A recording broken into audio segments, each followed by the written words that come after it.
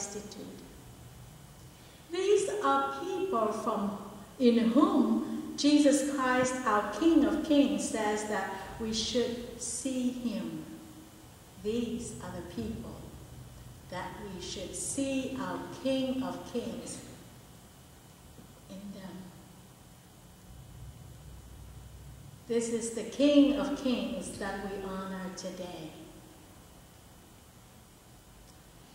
Isn't it an extreme contrast? Jesus speaks of his contrast in his true kingship, his reign of the King of Kings in this parable. This king who comes in his glory and all the angels with him. Then he will sit on the throne of his glory. Yet he claims that least of these are my members, are members of my family. If we now, in this lifetime, don't recognize this upside-down kingship of Jesus Christ, not recognizing him in those who suffer, then we are letting ourselves in for a big surprise on the day of the Lord, the day of judgment, the day of Christ's second coming. The judgment that Jesus talks about is not made on the basis of law or rules, but made on the basis of compassion. The love or the lack of it that is shown by those who gathered before the throne of judgment. On that day, this King of Kings will say, I was hungry and you gave me no food. I was thirsty and you gave me no drink. I was a stranger and you didn't take me in. The people in both camps, the camp of the sheep and the camp of the goat, they were both surprised.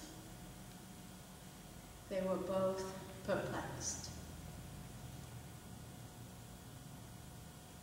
Because they both asked him, when did we see you in these situations? I heard a story that is told some years ago of an American soldier on a bus in Sweden. He was sitting next to a man, and he told this man about America. He said America is the most democratic country in the world. Ordinary people, citizens, may go to the White House to see the president and discuss things with him. And the man riding next to him said that's nothing, but here in Sweden, the king and the people travel on the same bus. When the man got off the bus at the next stop, the American was told by other passengers that he had been sitting next to King Gustav Adolf VI.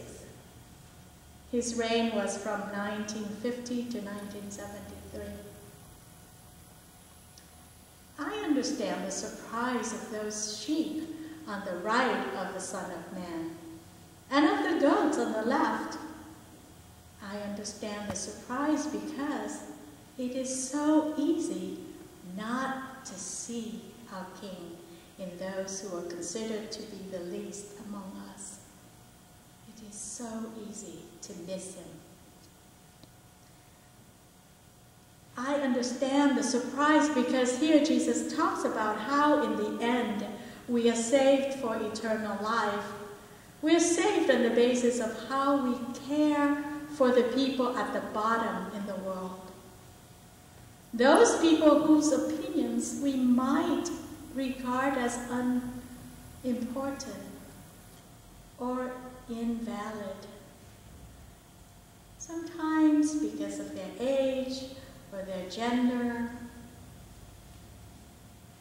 And those people whose cries we might ignore because of their race or their economic status, or because of their dirty appearance. So when we give to those in need, the challenge then is not what to give or how much to give, but the challenge now is how we give on the basis of our perception of the person to whom we give. The importance is to give as an honor, as a privilege, and with respect, in the same manner that we would be giving to Jesus himself.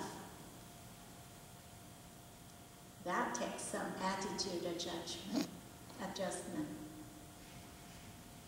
Giving to people who are at the bottom of the society in the same manner with which you would give $1,000 a plate in a dinner hosted by a U.S. president for his campaign fund or for something like that. That's exactly who the needy are in Jesus' book. They are members of his royal family. If we hail him as king, then his relatives, the poor, the naked, the imprisoned, the hungry, the sick, the lonely, the homeless, the oppressed, are royalties of royalties.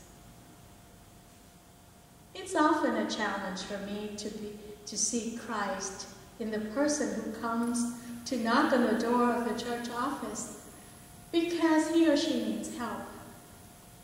It's a challenge because those who come are often dirty, smelly, not rational, and at times looking pretty scary. It's also very disconcerting for me to realize that my salvation may depend on this seeing, not with the eyes of the mind, but with the eyes of the heart. So may the eyes of your heart guide your way in the meaningful celebration of this week, set aside for things of seeing the Christ, the King, in those to whom we give during this season of giving, or whenever we happen to give at another time. Happy Thanksgiving. Amen.